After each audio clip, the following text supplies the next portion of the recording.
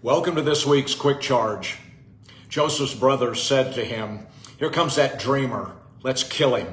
Then we will see what will become of his dreams." Joseph was a dreamer who loved his dreams, and he even worshiped his dreams. Everything about Joseph was about his dreams. He also misinterpreted his dreams, but thankfully, he forgot his dreams. In Psalm 105, verse 17, the Bible says God's promise to Joseph purged his character until it was time for his dreams to come true. It was not until Joseph let go of his dreams that God was able to fulfill them. He had to forget his own dreams. So what did that forgetting look like? Well, he served contrary to his own dreams. His interpretation of his dreams were everyone is bowing down to him, but instead, he's now bowing down to everyone else. Nothing in his life looked anything like his dreams. Why? Because he is now serving the purposes of God and not his own ends. The reason that he prospered, as the Bible says, is because he was not serving himself. He could have resisted it and said, "I'm not taking this because this doesn't look anything like my dreams at all. This can't be the will of God." But note, he still believed in dreams. He didn't get callous or cynical, never gave up on those God dreams, even though he seemed to be circling the drain at times.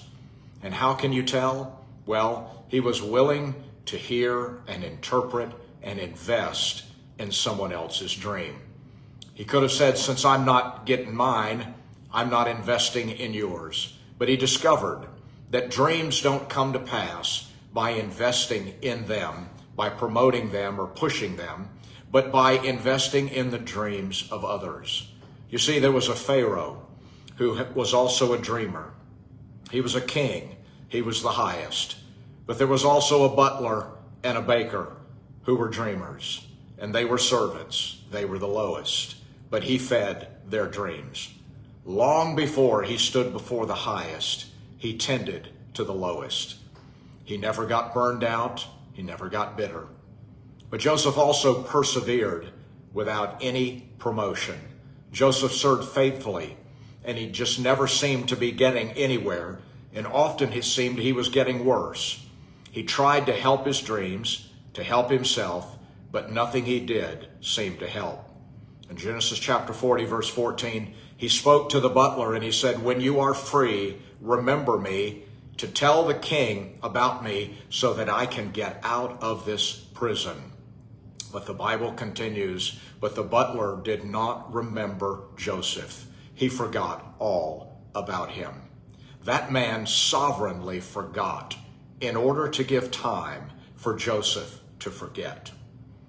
Chapter 41, verse 1, 2 years later, the king dreamed. 2 full years later, or 2 whole years later, or strictly interpreted, after a lapse of 2 years. Didn't seem like God was honoring his faithfulness, but he stayed faithful because he was not serving his dreams any longer. He was serving the purposes of God. But one day, in Genesis 42, verse 9, the Bible says Joseph remembered the dreams which he dreamed. The dreams, as the Living Bible says, of long ago. What he had forgotten, he now remembered.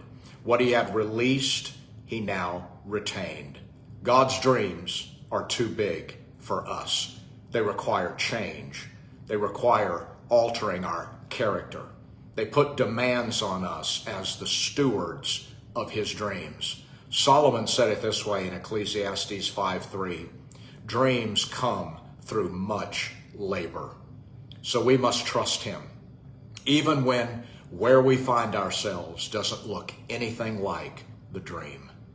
So what will become of your dreams? Like Joseph, it's in your hands. Join me next week for another Quick Charge. God bless.